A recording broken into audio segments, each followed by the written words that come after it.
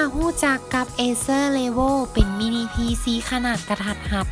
หน้าตาคล้ายกับกล่องข้าวสี่เหลี่ยมได้รับการออกแบบสุดทันสมัยประหยัดพื้นที่ในการใช้เหมาะสำหรับการใช้งานด้านความบันเทิงในบ้าน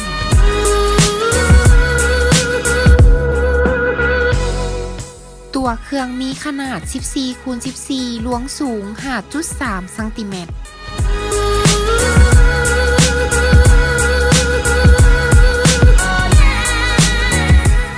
สามารถเชื่อมต่อกับจอภาพได้ถึง 2 จอพร้อมกันผ่าน HDMI และ DisplayPort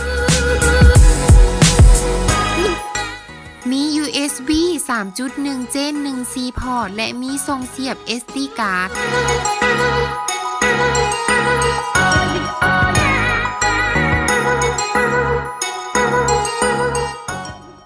หน่วยประมวลผลเป็น Intel Core i3 RAM 4 GB DDR3 Hard Disk 500 GB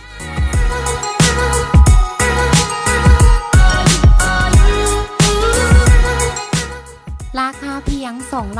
2,990,000 กีบรับประกันจากศูนย์ Acer 1 ปี